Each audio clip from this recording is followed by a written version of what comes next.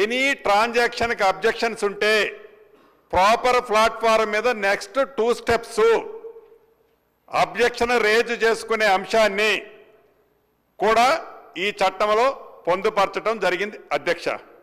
ఇక very very important issue, మనిషికి ఏ వ్యక్తి గురించైనా తన ఆధార్ గురించి తన డీటెయిల్స్ గురించి చెక్ చేసుకోవాలంటే ఆధార్ కోడ్ కొడితే ఆ వ్యక్తికి సంబంధించిన డేటా అంతా ఎలా అయితే విజువల్స్ ఉంటాయో ఈ భూదారులో కూడా ప్రతి రైతుకి ఒక భూదారు కోడ్ ఇవ్వటం జరుగునే అంశాన్ని ఈ చట్టంలో పొందుపరచడం జరిగింది అధ్యక్ష.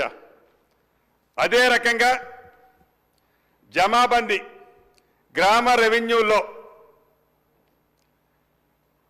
ఈ 2020 చట్టానికంటే ముందు ప్రతి రెవెన్యూ విలేజ్లో జమాబందీ జరుగుతుండేది అధ్యక్ష. ప్రతి సంవత్సరం ఆ గ్రామంలో ఆ సంవత్సరము మొత్తం జరిగిన ట్రాన్సాక్షన్స్, అది ఒకరిదొకరికి అమ్ముకున్నా కానీ ఒకరికి గిఫ్ట్ ఇచ్చుకున్నా కానీ ట్రాన్స్ఫర్ వివిధ కారణాల చేత చేసుకున్నా కానీ అది గ్రామంలోనే కూర్చొని ఆ రెవెన్యూ గ్రామంలో దానికి సంబంధించిన విషయాలన్నీ ఆ సంవత్సరానికి సంబంధించినవన్నీ ఆ జమాబందీలో పొందుబాటు చేసి క్లియర్ చేసుకోవటం జరిగింది అధ్యక్ష.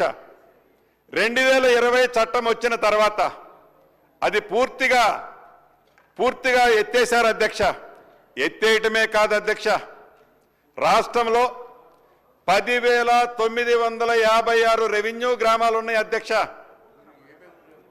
ఈ 10,956 రెవెన్యూ గ్రామాలలో అంతకుముందు ఒక రెవెన్యూ వ్యవస్థ ఉండేవాళ్ళు అధ్యక్ష, ఒక మనిషి ఉండేవాడు. అది విఆర్ఓ కావచ్చు, విఆర్ఏ కావచ్చు. రమారమి ఈ విఆర్ఓకు సంబంధించిన వ్యవస్థ మొత్తం రాష్ట్రంలో సుమారు 23,000 మంది ఉంటారు అధ్యక్ష. ఒక అర్ధరాత్రి తన మైండ్లో వచ్చిన ఆలోచనతో ఒక కలము పోటుతో టోటల్గా ఆ రెవెన్యూ వ్యవస్థనే కుప్పకొల్చడం జరిగింది అధ్యక్ష. ఈ చట్టంలో జమాబందీ కార్యక్రమాన్ని చేయాలన్నా,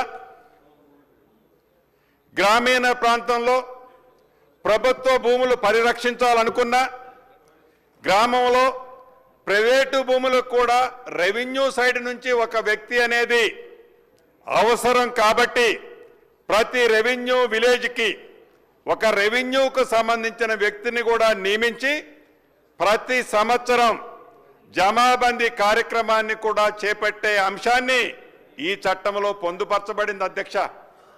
అదేవిధంగా